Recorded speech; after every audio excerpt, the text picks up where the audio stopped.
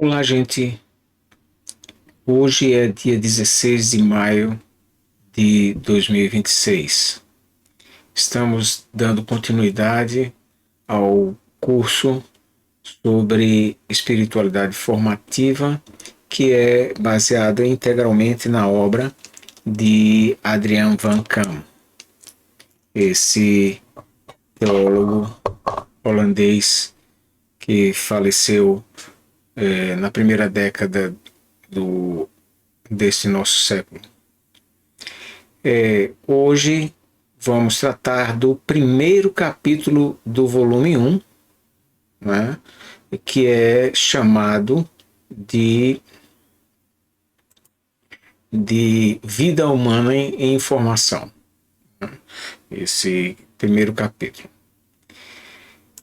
Neste capítulo, a referência desse capítulo está aqui, e aparece também na descrição desse vídeo, né? É essa a referência bibliográfica. Bom, do que trata esse capítulo, né?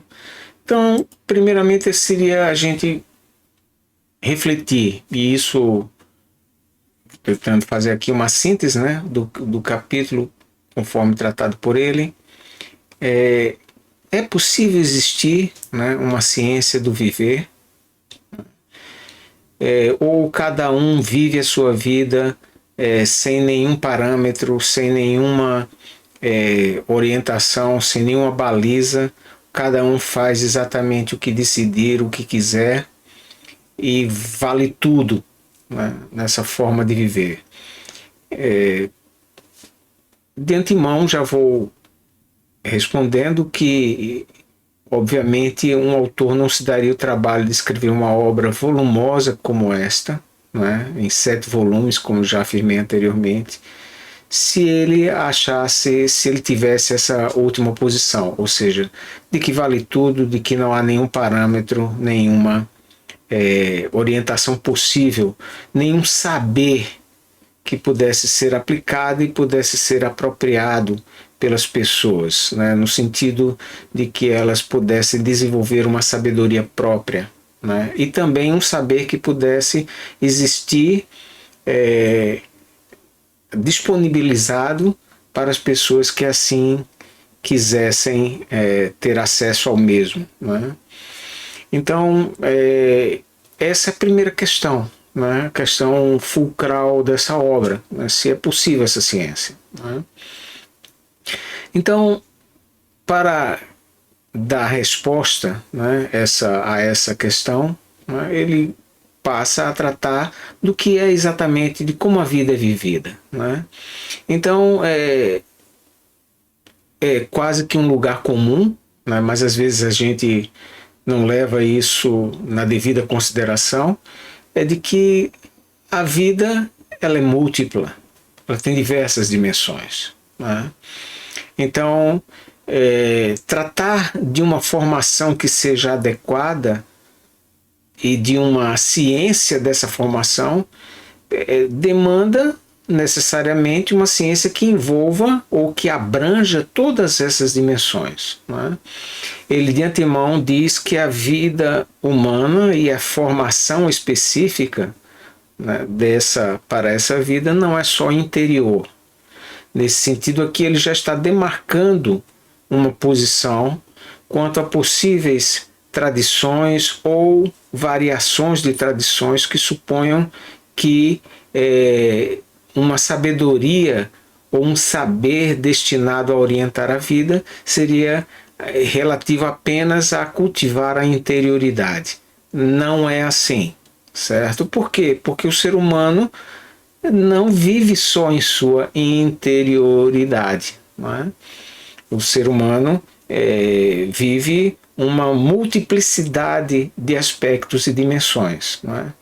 Por isso também ele diz e afirma assim com uma certa ênfase, e isso vai ficar mais detalhado nos próximos capítulos, não é, que não há uma teoria, não, esse entendimento, essa ciência, essa compreensão não pode ser baseado numa teoria exclusivamente unidimensional, ou seja, uma teoria que se fundamente em apenas uma dimensão da vida humana, né? Seja essa dimensão qual for. No caso aqui deste capítulo, ele fala, por exemplo, embora sem mencionar explicitamente o autor, mas ele fala numa teoria, por exemplo, que se fundamenta exclusivamente na sexualidade para explicar toda a estruturação da vida humana, né?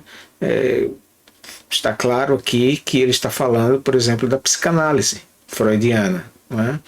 E por mais necessária e fundamental e pelos valiosos insights que tal teoria e tal ciência tenha produzido, ela é limitada também, porque concebe em última instância como o fator estruturante exclusivo da vida humana a sexualidade. Por mais fundamental e inextrincável que seja, né, a dimensão da sexualidade, mas ela não é a única, né?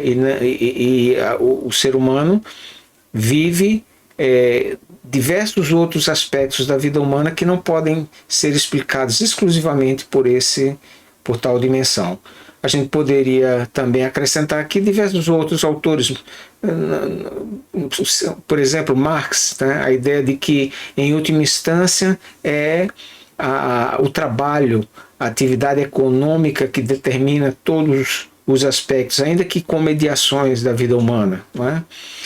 Mas não são só esses dois autores, diversos outros também estruturam compreensões assemelhadas, né?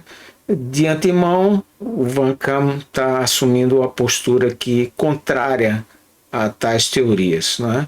Obviamente, ele também está assumindo a posição contrária à ideia de que não possa haver qualquer parâmetro, né?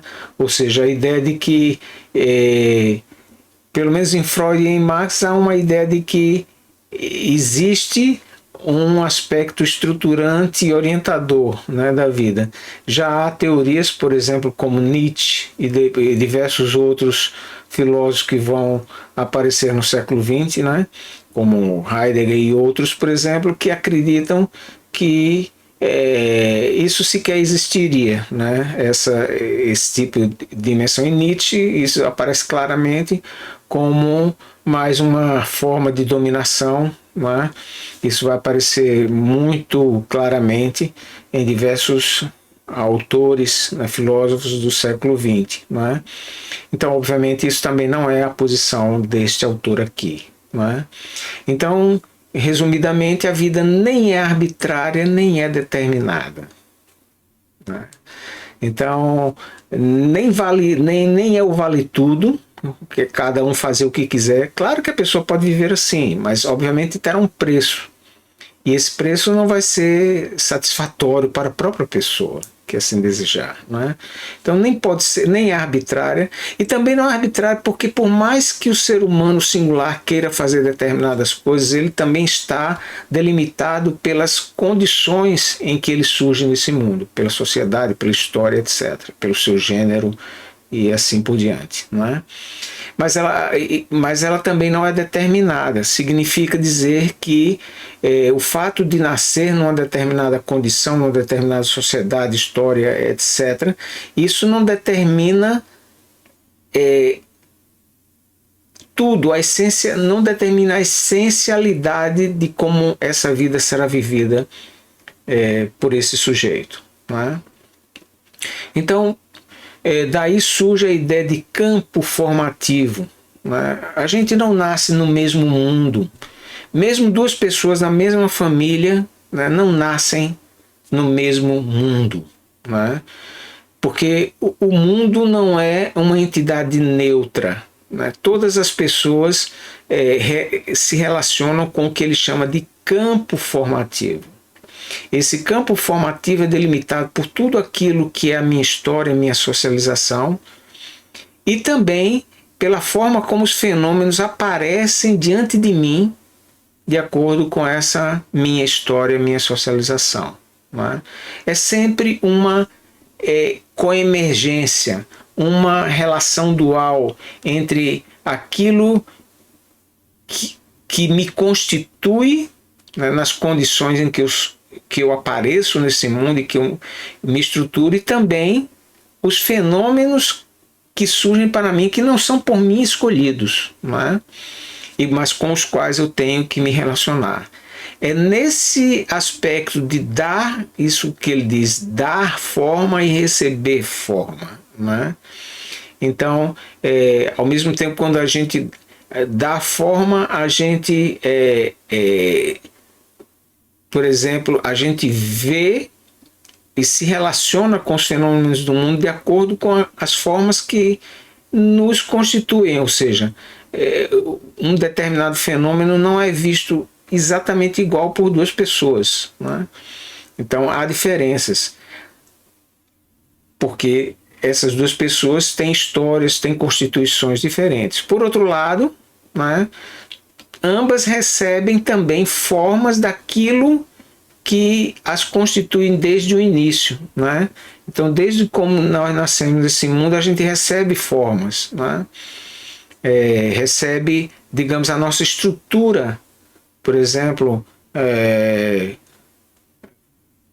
Freud chamara isso de estrutura pulsional, né? O estrutura o inconsciente, as forças do id, não é? E outros autores do ponto de vista cognitivo, como Piaget, chamaram isso de estágio sensório-motor e por aí, assim por diante. O importante aqui é entender que a gente recebe alguma coisa, a gente nasce já com determinadas constituições, né, que serão modificadas ao longo da nossa vida, né, e esse conjunto de estruturas fornecem também formas pelas quais nós podemos e de fato interpretamos o mundo assim, né? Esse processo, né, entre dar e receber forma, entre me relacionar, né, com aquilo que surge diante de mim, às vezes é um processo confortável ou é um processo desconfortável, às vezes é um processo integrador ou às vezes é um processo não tão integrador, né? Ele chama esses termos de consonância e dissonância, né? Então, sendo assim sintético, tem momentos, por exemplo, em que convergem, cada um de nós experimentou isso, ou experimenta isso na vida, né? Em que aquilo que eu desejo, o que eu sinto, o que eu anelo, o que eu projeto, planejo, e também o modo como eu penso e o modo como eu ajo no mundo e as circunstâncias ao meu redor, tudo isso converge. Esses momentos são extremamente agradáveis, não é? A gente se sente assim muito bem, porque tudo está sendo unificado numa só direção. Não há contradição entre nenhuma dessas tendências ou desses aspectos. Há, entretanto, outros momentos em que há divergência, né? Em que, por exemplo, nós sentimos inclinação do nosso desejo ou queremos alguma coisa e a nossa reflexão, a nossa consciência diz: não, isso não deve ser assim, né? Por conta disso e disso e disso. Reflita a esse respeito, né? E aí a gente pensa uma coisa, quer outra, né? E às vezes a gente até termina agindo de uma terceira forma que nem é de acordo com a consciência, nem de acordo com o desejo, e fica ainda mais a situação mais caótica, né? Isso para não levar em consideração ainda o contexto em que nós possamos estar, que pode ser também favorável, desfavorável ou neutro, né? Então haverá momentos de consonância e dissonância. Eles não são necessariamente negativos ou positivos, certo? Porque às vezes há situações dissonantes que são necessárias, por exemplo, para o nosso amadurecimento, né? Nem tudo que é dissonante é ruim para nós. Agora, durante a experiência, isso se torna para nós desconfortável, né? Bom, é vivendo todos esses aspectos, né, que às vezes quando tudo está bem, corre maravilhosamente bem, a gente às vezes nem sequer reflete muito, né? Mas em determinada circunstância, às vezes circunstâncias isoladas, mas às vezes em momentos estruturais de definição da nossa vida, a gente para e pensa: quem sou eu? De fato, o que é que eu estou procurando? O que é que eu estou buscando? Né? O que é que eu estou planejando? Né? Como outras pessoas em situação semelhante à que eu estou vivendo agora refletiram e como elas agiram diante disso. Né? Então, quando um momento desse nível de singularidade surge e ele se torna, poderá se tornar ou não, né? Mas se ele se tornar mais frequente, ou seja, se eu passar a ser uma pessoa mais reflexiva quanto àquilo que eu faço e que estou me propondo a fazer, e do modo como estou querendo viver e para que estou querendo construir a minha vida, né? Se isso se torna uma prática, se isso se torna momentos sistemáticos do meu viver, isso vai levar a isso que ele chama aqui de um desvelamento progressivo desses princípios fundacionais, não é? Ou seja, aquilo que antes poderia ser, e normalmente é, bastante obscuro, que a gente não tem muito discernimento a esse respeito, pelo ato de refletir sobre isso, a gente começa a entender que há princípios a ler.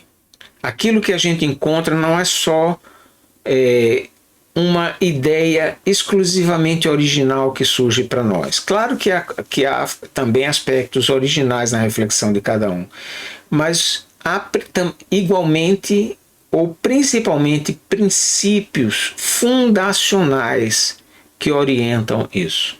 Né? Esses princípios, né, são conhecidos ou são trabalhados por várias tradições, né? E é sobre isso que esse autor, Vankam, está pensando na possibilidade de constituir com eles uma ciência, né? Mais ainda do que uma teoria, né? Um saber que possa ser validado intersubjetivamente como legitimado ou legítimo, que possa ser, portanto, apropriado por vários sujeitos. Né? Então, por essa tentativa de refletir sobre essas questões, né, e de dar e receber formas, né, ao longo do nosso desenvolvimento, né, os desafios com os quais nos defrontamos e para os quais precisamos emitir uma resposta, né, é por meio do conjunto desse tipo de comportamento entre várias pessoas que pode, portanto, se iniciar uma construção dessa teoria e de uma ciência como tal vir a ser constituída. Né? Esse questionamento, essa reflexão ocorre e não ocorre assim no nada. Né? Grande parte das suas tensões, dos seus processos conflitivos surgem, né, do que ele vai chamar aqui uma tensão entre aquilo que recebemos de herança pré-formativa, que eu já mencionei anteriormente, não é? Por exemplo, o inconsciente original, o id na teoria freudiana, né, ou sensório motor na teoria piagetiana e assim por diante, né? Mas, ou seja, aquilo, todas as estruturas com as quais nós surgimos nesse mundo, nós não nascemos como uma tábula rasa, né, como uma folha em branco, não, né? Nós já trazemos algumas estruturas, ainda que não são finais, claro, estão em desenvolvimento, mas já trazemos algo conosco, né?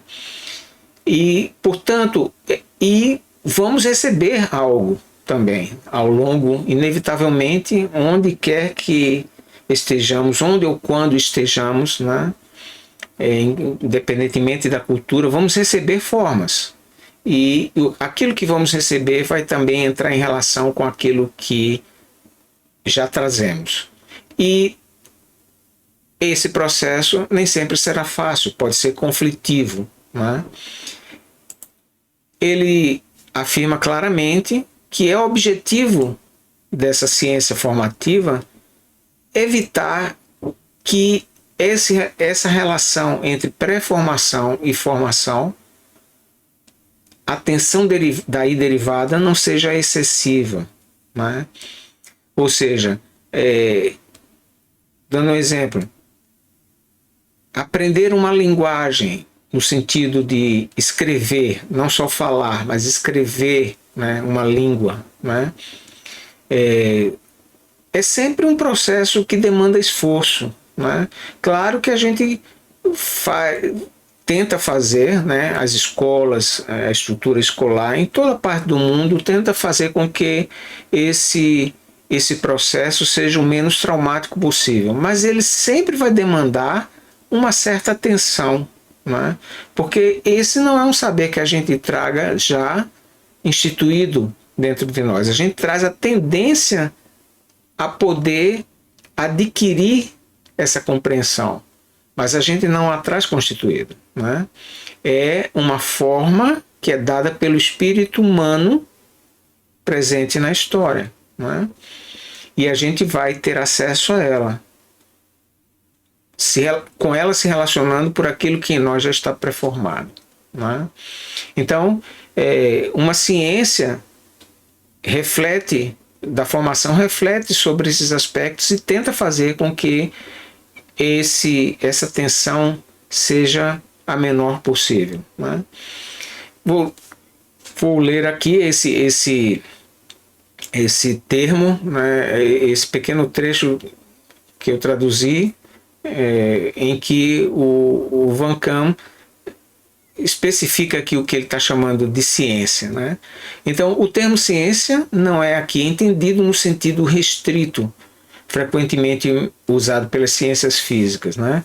Então, não é aquela ciência completamente, totalmente assim, objetiva, sujeita a leis, né, invariáveis, se bem que as próprias ciências físicas não são mais exatamente dessa forma, né? Mas há uma distância, sem dúvida, né, entre essas ciências e aquele a respeito da qual está falando aqui. Então ele diz: ciência refere-se a qualquer conjunto aberto e sistemático de dados que integre teorias e pressupostos e seja validado por sua própria metodologia de pesquisa, incluindo métodos intersubjetivos legitimados por pesquisadores reconhecidos na mesma área de interesse disciplinar. Então tem um saber que será validado intersubjetivamente por pesquisadores, não é? Também não vai valer qualquer coisa, né? Há um saber, ele está em busca de um tipo de saber sobre o qual haja mínimos consensos, né, entre pesquisadores, no sentido de entender que é possível, né, essa formação.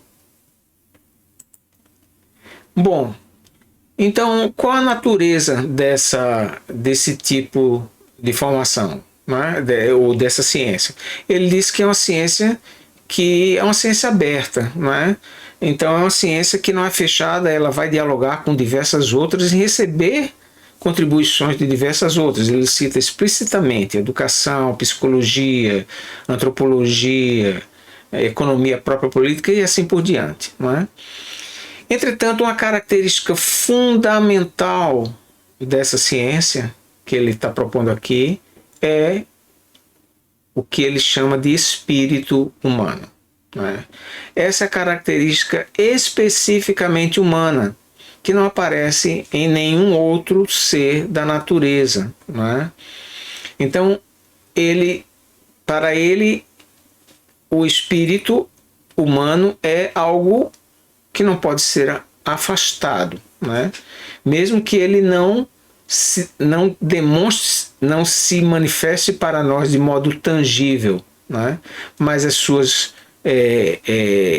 obras, as suas expressões estão por todo lugar. Estão aqui nesse mesmo momento em que eu falo e que você me ouve, em que eu emito uma compreensão e você também decodifica essa compreensão, né?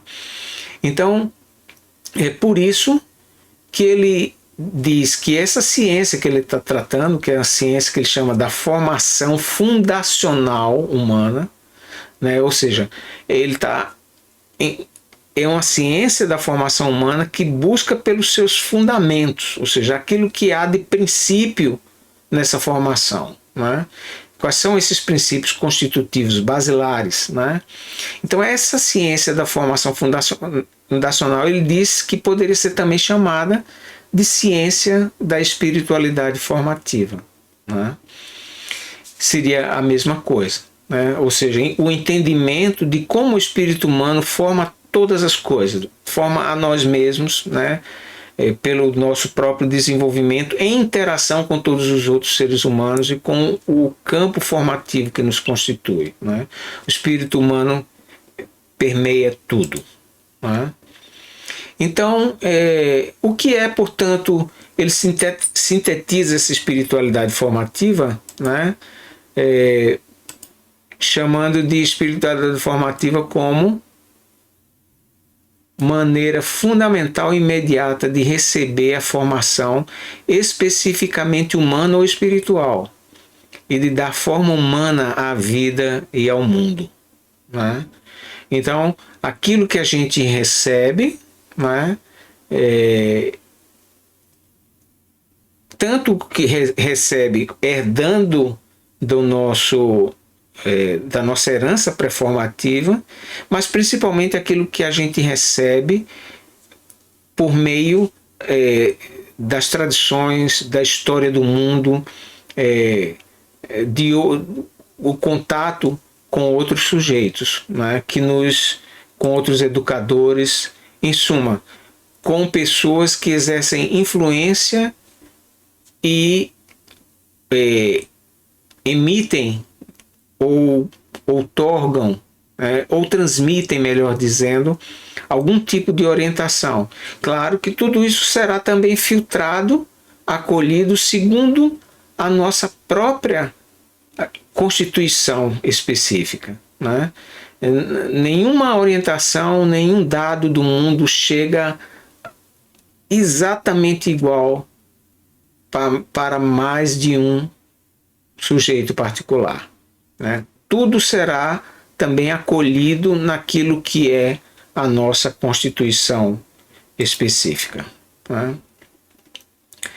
Bom,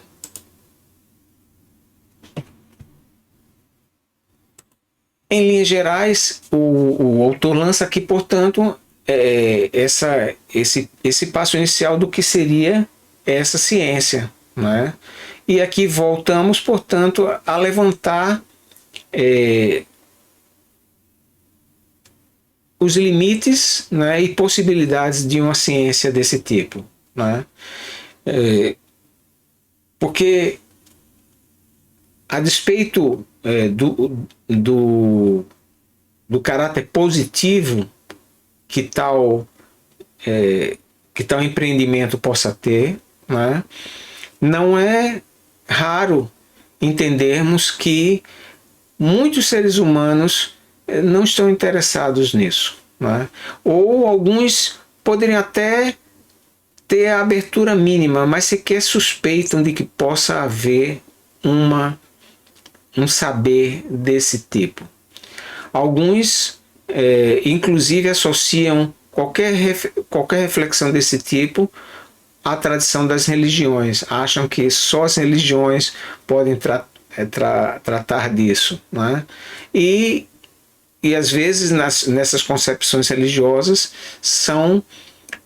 emergem aquelas compreensões que tiram qualquer tipo de autonomia e responsabilidade humana, ou pelo menos minimizam muito essa autonomia e responsabilidade de cada ser humano e as projetam numa figura de Deus, por exemplo, né? Como que toda divindade é que sabe qual é o meu destino, qual é aquilo que eu poderei fazer. Certamente a nossa vida, né? Eu não estou aqui sendo contra necessariamente a ideia de divindade ou de fé que alguém possa ter em um ser desse tipo. Não estou criticando isso aqui, né? Eu estou apenas enfatizando o aspecto de que esse tipo de compreensão normalmente ignora que haja elementos, princípios, orientações que são compatíveis e apropriadas à natureza do ser humano. E que, por tal condição, tais condições, tais princípios, não são necessariamente objeto de fé, objeto de apreciação exclusiva como um credo, né? Não que não possa ser assim para algumas pessoas. Algumas pessoas, digamos, construirão um sentido formativo autêntico e sábio, inclusive, né, para si, com uma configuração religiosa. Nenhum problema quanto a isso, né? Mas é apenas o entendimento de que essa não é necessariamente a única forma de um saber desse tipo poder ser exercido, né? O que Van Kam aqui está querendo, e ele é um cristão, né?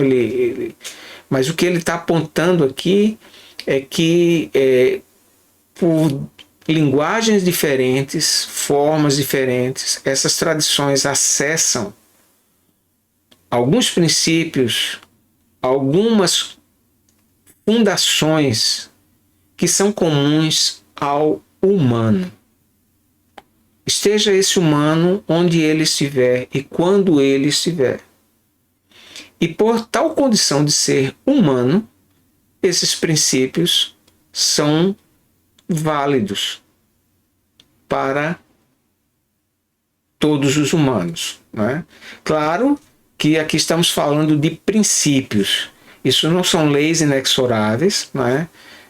Também, como já afirmado nessa própria aula, tudo isso vai ser vivenciado no campo formativo, né? As mediações vivenciadas por cada sujeito particular, que nunca são iguais de um sujeito para outro. No entanto, esses princípios existem, não é? Apenas para não ficar tão abstrato, vou citar só um entendimento derivado dessa compreensão, não é? Então, assim, qualquer pessoa adulta, por exemplo, né, que adquira as condições mínimas para viver a vida adulta, terá que desenvolver, se quiser viver uma vida apropriada, né?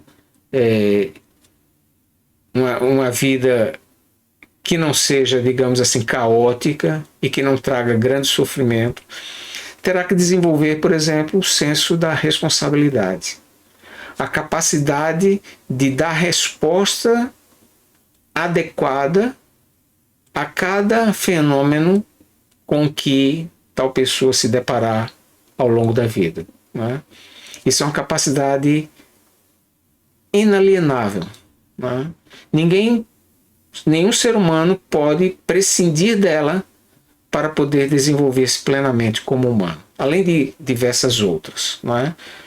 Então, estou dando apenas um exemplo aqui, né? E isso precisará ser aprendido, né? Há formas de aprender, há princípios que precisam ser observados para que esse aprendizado possa ser desenvolvido, certamente. A resposta aqui é certamente. Certo? Um entendimento como esse não surge por geração espontânea. Ele terá que ser buscado. poderá ser apresentado por outros, né?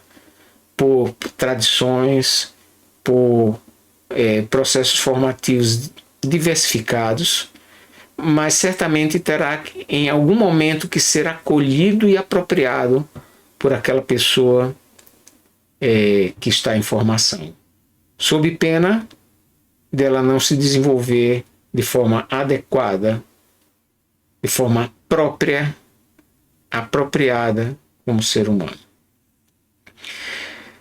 Bom, esse é o conteúdo dessa segunda aula, né, que tratou, portanto, desse primeiro capítulo, né? Na próxima aula, a aula número 3, vamos tratar das questões preliminares que ele lança para a possível constituição dessa ciência.